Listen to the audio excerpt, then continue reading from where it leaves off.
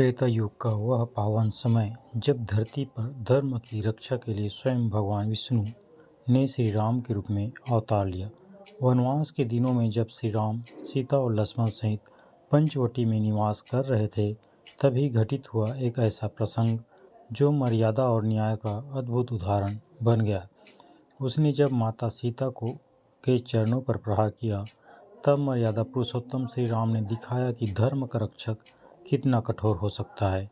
यह कोई साधारण कथा नहीं, यह है जयंत के दंड की वह अमर गाथा जो हर युग को सिखाती है कि अधर्म चाहे देवता के रूप में ही क्यों न आए, अंत में उसे न्याय का सामना करना ही पड़ता है। क्या आपने कभी सुना है जब भगवान राम ने एक तिनके से ब्रह्मास्त्र चलाया?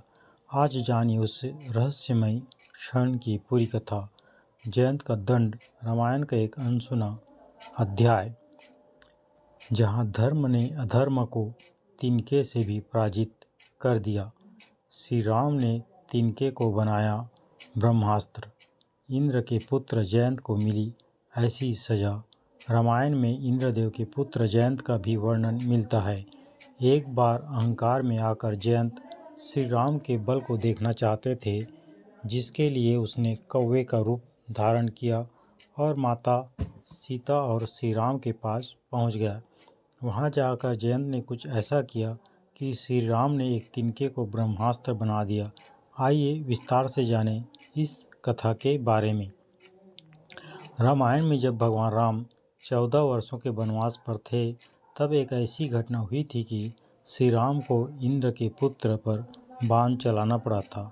देवराज इंद्र और उनकी पत्नी शची के पुत्र जयंत के बारे में कई कथाएं देखने को मिलती हैं। वहीं रामायण में भी उनके बारे में बताया गया है। इसके अनुसार वह अयोध्या के महाराज दशरथ के कूटनीतिक मंत्रियों में से एक थे। अहंकार से भरे जयंत एक बार श्री राम के बल को अपनी आँखों से देखना चाहते थे। इसी के चलते उन्होंने कुछ ऐसा किया कि भगवान राम को जयंत पर बाण छोड़ना पड़ा। आइए विस्तार से जानें जयंत, श्री राम और माता सीता की इस कथा के बारे में।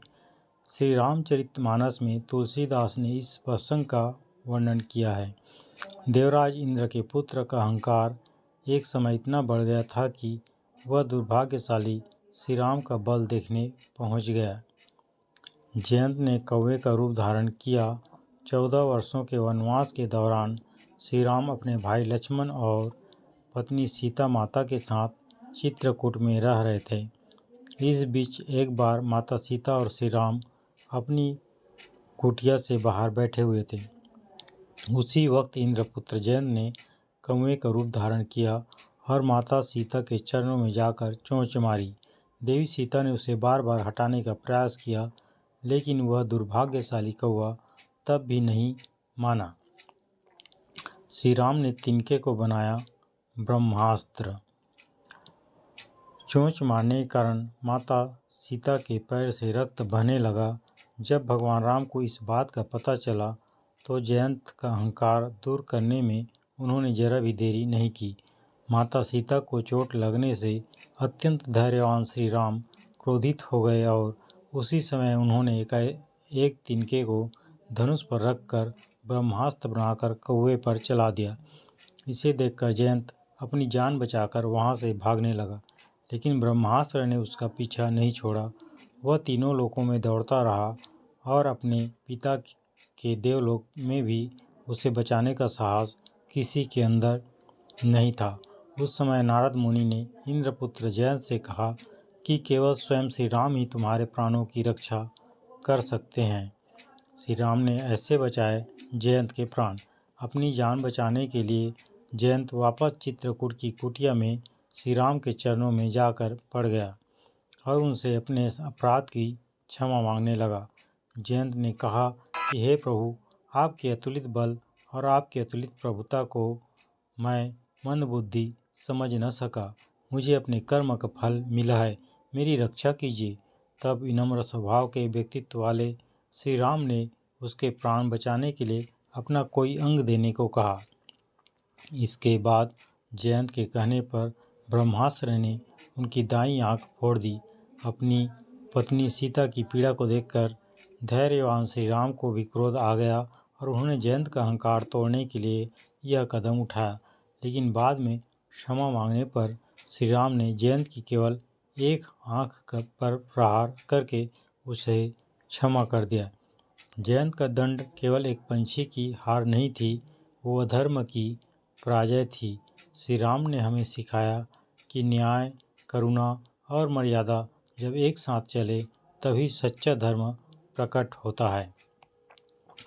यह कथा हमें याद दिलाती है कि जीवन में हर परिस्थिति में मर्यादा बनाए रखना ही सच्ची विजय है। राम नाम का दीप जलता हुआ यह जय श्री राम लिखा हुआ एक ध्वज लहराता है। जय राम, जय जय श्री राम। अगर श्री राम की यह कथा आपके हृदय को छू गई हो, एक लाइक ज़रूर करें। इस दिव्य संदेश को अपने मित्रों और परिवार तक पहुंचाएं, शेयर करें और ऐसी ही भक्तिमय एवं प्रेरणादायक राम कथाओं के लिए हमारे चैनल को सब्सक्राइब करना न भूलें, क्योंकि रामायण केवल एक ग्रंथ नहीं, जीवन जीने की राह है। राम नाम की शक्ति से जुड़ने के लिए जुड़े रहे the real side devotional story के साथ। जय श्री राम।